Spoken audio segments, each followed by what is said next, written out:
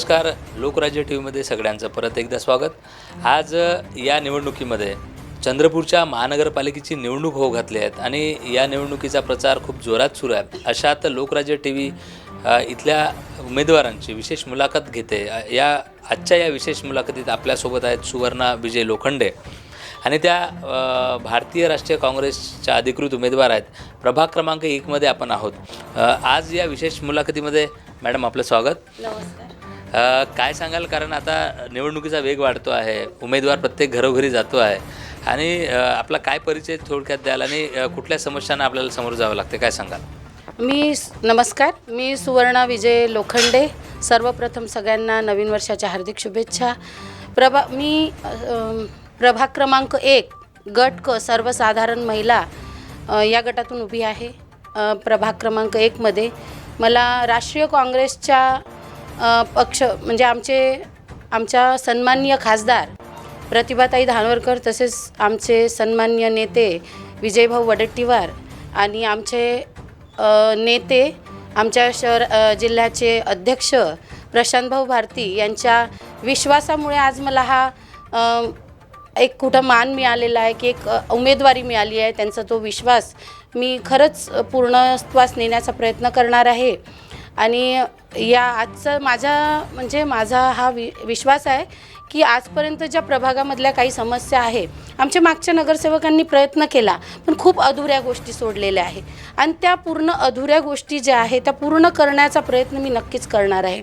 आणि आमच्या कुठल्या अधुऱ्या गोष्टी म्हणजे कुठली कामं? ॲक्च्युली कसं होत होतं की काही गोष्टी दुसऱ्यांनी सँक्शन केलेल्या होत्या पण त्याचे फक्त नारळ फोडलेले आहे. ते मी केलं म्हणून असं काहीतरी या प्रभागामध्ये दाखवण्याचा प्रयत्न होता. आरोप करताय?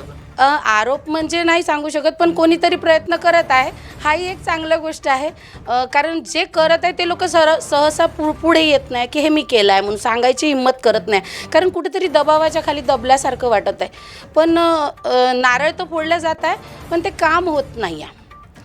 प्रत्यक्षात ते काम होत आहे नाही होत आहे त्याचा असा कोणीतरी आढावा घेत नाही आणि तो आढावा मला घ्यायचा आहे की खरंच ते काम आहे का, ते नारळ फोडलेले कामं ते खरंच पूर्ण होणार आहे की नाही होणार आहे आणि मला ते करायचे आहे. जर नसेल होत तर मला स्वतः त्या पालिकेच्या बेंचवर जाऊन मला म्हणजे माझ्या मध्ये जेवढी शक्ती आहे तेवढ्या शक्तीनिशी मला ते काम पूर्ण करण्याचा मी प्रयत्न करणार आहे. नक्कीच. असं ऐकलं की आपण देखील भारतीय जनता पार्टीमध्ये अधिकृत काम करत होते आणि हे सगळं करत असताना आता निवडणुकीच्या दरम्यान राष्ट्रीय काँग्रेसचा झेंडा हातात घेत आता लोकांपुढे जात आहेत. काय लोक काही प्रश्न विचारतात? हो विचारतात ना. आजपर्यंत भारतीय जनता पार्टीत होती आणि नंतर तुम्ही आता या काँग्रेस पक्षामध्ये आहे तर कसं का बा. तर पण एक गोष्ट आहे, आमचे मोठे नेते म्हणायचे की तुम्ही मोठ्या नेत्यांच्या मागे जाऊ नका, त्यांच्या मागे फिरू नका, वार्डात काम करा आणि त्याचं तुम्हाला फळ मिळणारच आहे. मी पण तेच केलं, मोठ्या नेत्याच्या मागे गेलेली नाही आहे आणि माझं गेले 20 वर्ष काम आहे वार्डामध्ये. माझं स्वतःच एक संघटन आहे, माझं स्वामी समर्थ महिला मंडळ 50 महिलांचं संघटन आहे. मी पक्ष नाही पण माझं स्वतःचं काम आहे. मी योग शिक्षिका पण आहे. पतंजली योग समितीच्या माध्यमातून माझं सामाजिक कार्य चालते. वार्डातल्या सहसा जे जुने नगरसेवक होते त्यांचेसुद्धा आम्ही अर्धे कामं आमच्याचकडे चालायचे. त्यांचे दाखले देण्यापासून आमच्याकडेच राहायचे, कारण आमचे वार्ड नगरसेवक ते बाहेर नागरिकांशी आपण संपर्कामध्ये होते. नाही, याचं नुकसान आता निवडणुकीत त्यांना होऊ शकते. कारण लोकांचं जे माझ्यावर जो विश्वास होता तो कुठेतरी मला रडत नाही ठेवला. कारण भारतीय जनता पार्टीच्या माध्यमातून सीट मिळाली नाही म्हणून मी रडत नाही बसली किंवा राष्ट्रीय काँग्रेसच्या पक्षानं मला काम केल्याचं काहीतरी फळ तर मिळालं. कारण राष्ट्रीय काँग्रेस पक्षाची सीट माझ्या घरी चालून आली. हेही नशीब लागते ना साहेब, की आज म्हणजे सगळ्यांना मागून मिळत नाही, ते मला न मागता मिळालं आहे. कारण माझ्या कामाची कुठेतरी मला पावती मिळाली आहे. आणि थेट आजपर्यंत माझा जो जनसंपर्क आहे, जे माझं महिला मंडळ आहे, मग ठिकठिकाणी माझे योगा क्लास पण आहे. मी स्वतः तिथं जाऊन शिकवलेलं आहे आणि वार्डातच नाही तर इतर संपूर्ण चंद्रपुरामध्ये आमचं पतंजली योग समितीच्या माध्यमातून कार्य आहे. तसेच माझे महिला दिनाचे कार्यक्रमसुद्धा 500 ते 1000 महिलांचे असतात आणि तिथं वार्डातलेच नाही तर पूर्ण चंद्रपुरातले लोक तिथं सहभागी होतात. महिला बचत गट असो, भजन मंडळ असो, तर आणि योगाचे कार्यक्रम असो, लहान मुलांच्या योगा क्लासपासून माझ्याकडे मी म्हणजे कार्यक्रम करत असते. आणि मी म्हणजे नागरिकांच्या म्हणजे आरोग्याला घेत आपल्याकडे नक्कीच संपर्क आहे. मात्र आता कुठल्या मुळात समस्या आहेत? कारण इथे CTPSचे जे बॉयलर आहे किंवा म्हणजे खूप मोठं प्रदूषणाचे मुद्दे पुढे येतात. म्हणजे जे अमृत योजना पाण्याची जी आली ती खरं तर पाहिजे त्या प्रमाणात सुरू नाही आहे. आणि स्वच्छतेच्या दृष्टिकोनातून आपण बघितलं की इथनं इंटरनॅशनल किंवा नॅशनल म्हणजे खूप स्टार लोक अभयारण्यामध्ये याच आपल्याच प्रभागामध्ये जातात. पण आता चंद्रपुरांची शान ही प्रभाग क्रमांक खरं तर 1 म्हणावं लागेल. कारण जिथनं कंट्रोल होतं म्हणजे होम पिच जे पोलिसांची आहे ती देखील या प्रभागाच्या लगत आहे. जिल्हा स्टेडियम आहे. इथे जिल्ह्यामधनं युवक युवती इथे शिक्षणासाठी येतात आणि शिक्षणासाठी इथे राहून ते प्रॅक्टिस करतात. UPSC MPSC पोलीस भरती असेल विविध पदभरत्यांसाठी ते इथे येतात. मग अशा वेळेस आपण या प्रभागामध्ये फिरतात, मुळात कुठल्या समस्यांना प्राथमिकतेने आपण हात घालणार आहात? सर्वप्रथम तर पिण्याच्या पाण्याच्या वगैरे सोयी आहे आणि रस्त्यांच्या, आणि मेन म्हणजे काय झालं, पहिले नाल्या केल्या नाही आहे आणि पहिले रस्ते झाले म्हणून काही नाल्या ज्या जुन्या होत्या ते नाही का म्हणजे ते फोडण्यात येत आहे. आणि जे काही आहे पहिले नाली व्हायला पाहिजे होती आणि मग रस्ते व्हायला पाहिजे होते. काही ठिकाणी तसंच होत आहे.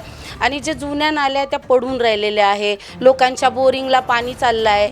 आणि त्या खरंच त्या समस्या कुठंतरी एक आहे की काही लोकांनी जे जुने नगरसेवक होते त्यांनी केलेल्या नाल्या आहे, पण त्या आताही दुरुस्तसुद्धा करण्यात आलेले नाही. की आम्ही जेव्हा निवेदन करतो, मी भरपूर सारे निवेदन आमच्या आमदार साहेबांना, आमच्या नगरसेवकांना दिलेले आहे, तर उद्याच करतो असे आश्वासन आम्हाला मिळालेले आहे. पण त्या कामाला कुठंतरी हात लावलेला गेला नाही आहे आणि कुठला तरी फंड कुठंतरी येतो आणि दुसरीकडे वापरला जात आहे. तर या गोष्टी ज्या होत आहे खरंच. आणि काही लोक काय करतात, नळाच्या सोयी आहे किंवा त्यांना त्रास होत आहे तर महानगरपालिकेत नाही जात, त्याचे व्हिडिओ व्हायरल करतात किंवा म्हणजे त्या करतात. पण प्रत्यक्षात आपण महानगरपालिकेशी संपर्क करून त्यांच्या समस्या सोडवण्याचा प्रयत्न करत. पण माझं तसं नाही आहे. मी आज वार्डातले लोक तसेही म्हणतात की जिथं गेलो आम्ही तिथं समस्याचं निरसन करण्याचा प्रयत्न करतो, कुठलाच कोणाला दोष न देता जे आपल्यानी बनते. मी कुठल्याही पदावर नसतानाही महानगरपालिकेच्या संपर्कामध्ये असते आणि मी फोन केला तर मला त्यांचं सहकार्यसुद्धा मिळत असते आणि एका फोनवर आमचे कामं होत असतात. आणि हेच बघून मला असं वाटलं की आज मी महानगरपालिकेमध्ये मी स्वतः गेली म्हणजे या उमेदवारीच्या माध्यमातून नगरसेवक पद हे मला मिळावं आणि मी सुद्धा या सगळ्या जनतेच्या जे त्यांना त्रास होत आहे, त्यांच्या ज्या समस्या आहे त्या कुठंतरी पुन्हा मोठ्या लेवलवर, जसं मी गल्लीमध्ये करत आहे तर आमचा प्रभाग एवढा मोठा आहे की त्या प्रभागातल्याही लोकांनी आम्हाला काहीतरी काम सांगावून मी त्यांचं काम करावं. नक्कीच मॅडम, परत आता आपण भारतीय राष्ट्रीय काँग्रेसच्या अधिकृत उमेदवार आहात. आपल्या पॅनलमध्ये नेमकं कोण आहेत, कसं कॉम्बिनेशन आहे आणि ह्या सगळ्या समस्यांना वाचा फोडत या समस्यांची तुम्ही जी यादीच तयार केली आहे आणि ती समस्या सोडवण्यासाठी कुतूहलाने इथले नागरिक तुमच्याकडे बघत असतील. कारण हा तुमचा महिलांची असलेली नाळ किंवा योगाच्या माध्यमातून आरोग्याच्या संदर्भानं तुमच्या माहिती आणि भारतीय जनता पक्षामध्ये असल्यामुळे इथे जी सत्ता होती किंवा इथले जे आमदार आहेत अशांशी असणारा हा संपर्क आणि पुढलं आपलं पाऊल, यामध्ये आता इथल्या नागरिकांना इथल्या प्रभागातल्या लोकांना आपण काय आवाहन करणार आहात? आज मला एवढं आव्हान करायचं आहे की आपल्या प्रभागामध्ये असा कुठलाही पक्ष नाही आहे की ज्यांनी संपूर्ण प्रभागातल्या म्हणजे जेवढा मोठा प्रभाग आहे तेवढ्या मोठ्या प्रभागातल्या व्यक्तींना चान्स दिला आहे. कारण एकही नाही, कुठल्या तरी गुंत्यातले एका वार्डातले एका घराजवळच्या लोकांना उमेदवारी दिली आहे. पण सर्वप्रथम राष्ट्रीय काँग्रेस पक्षच हा एकमेव पक्ष आहे आमच्या प्रभागात की ज्यांनी जेवढा मोठा प्रभाग आहे तिथून एक उमेदवारी दिलेली आहे आणि खरंच ती म्हणजे प्रशंसनीय आहे. आणि राष्ट्रीय काँग्रेसच्या माध्यमातून हा जो न्याय झालेला आहे आमच्या प्रभागावर, त्या न्यायापोटी तरी सर्व जनतेला विनंती आहे की त्यांनी संपूर्ण आमच्या पॅनलला निवडून द्यावं. कारण कुठंतरी काही लोक म्हणजे एक वैद्यनगरचा भाग होता की तिथं खूप म्हणजे गेल्या 3 पिढ्या म्हणजे समजा 15-20 वर्षापासून नगरसेवक नाही आहे, त्यांच्या एरियातल्या कोणीच प्राधान्य दिलेलं नाही. आज आशिष बोंडे ह्या युवकांनी एक पाऊल पुढं टाकले आणि त्या युवकावर संपूर्ण वार्डातील जनतेने विश्वास केला आहे की हा व्यक्ती आहे की त्यांनी आमच्यासाठी पाऊल पुढे टाकलं आहे आणि त्याला त्यांनी पुढे केलं आहे. खरंच सर्व जनतेला विनंती आहे की त्या पोरावर विश्वास करावा आणि त्याला निवडून द्यावं, कारण त्या प्रभागाला खूप गरज आहे. जे सगळ्यात मोठा जो जनसंपर्क म्हणजे जो वोटिंग बँक असेल तर तो प्रभाग वैद्यनगरचा प्रभाग आहे. स्लम एरिया असला तरी तिथं असं म्हणजे आज नवीन नगरसेवकाचं नाव कोणी घेत नाही. समजा सांगते की जुने फंदी साहेब होते, त्यांचं नाव घेतलं जाते कुठेतरी. का बरं होत आहे असं?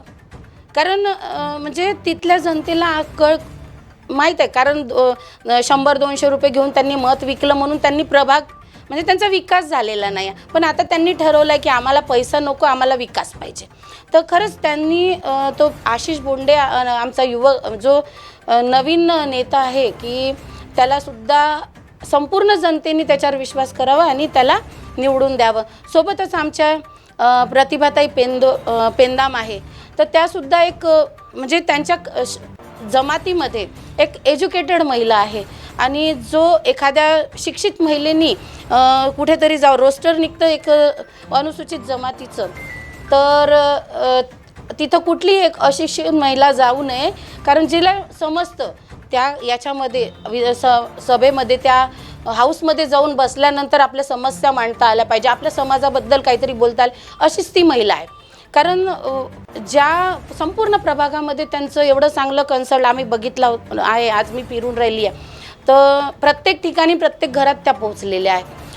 त्यांचं जे कार्य आहे तेही प्रशंसनीय आहे. त्या मॅडम म्हणजे आमच्या प्रतिभाताई पेंदाम, खरंच त्यांनासुद्धा एक चान्स द्यावा आणि त्यांचंसुद्धा काम बघावं. इथं कुठलाच आणि तसेच आमचे खुटेमाटे साहेब पोलीसमध्ये कार्य असतानासुद्धा त्यांनी इतकं सुंदर सामाजिक कार्य केलेलं आहे. तसेच ह्या आमच्या संपूर्ण पॅनलवर तुम्ही विश्वास करा आणि तुमचं एक बहुमूल्य वोट आम्हाला द्यावं आणि आमच्या कार्यास, कारण या पॅनलमध्ये कोणी उड बसवाले आहे नाही, सर्व आपापल्या मत मांडणारे आहे, कोणी कोणाच्या दबावामध्ये कार्य करणारे लोक नाही आहेत. कारण मी बघितलं आहे काही लोकांनी असं व्यक्ती घेतलं आहे की जे फक्त माझंच ऐकणार आणि एकाची मक्तेदारी चालणार. पण आमचं पॅनल असं आहे की सर्व आपले आपले मत चालवणारे आहे आणि आपल्या आपल्या प्रभागाचा एक आवाज म्हणून या ठिकाणी समोर आलेले आहे. आणि खरंच आमचं पॅनल सर्वात वार्ड क्रमांक 1 मध्ये 1 आहे आणि ते 1 नंबरवर राहावं एवढा माझा विश्वास आहे. आणि संपूर्ण जनतेवर सुद्धा माझा विश्वास आहे की त्यांनी आमच्यासाठी एक बहुमूल्य वोट येत्या 15 जानेवारीला करावं.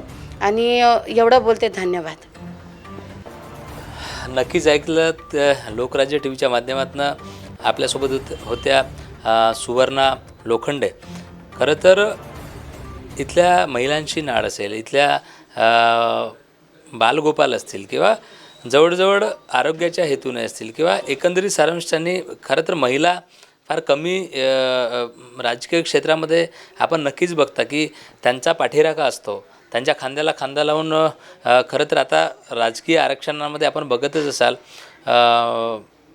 आवड नसताना देखील महिलांना उभं करावं लागतं. मात्र लोकराज्य टी व्हीच्या माध्यमातून हे विशेष मुलाखतीमध्ये आपल्या लोखंडे मॅडम यांनी ज्या पद्धतीने हे सगळी समस्या मांडली, सत्य पण मांडलं आणि काम करण्याची जिद्द आणि आवड गेल्या अनेक वर्षांपासून त्या समाजकारणात किंवा राजकारणात काम करत आहेत.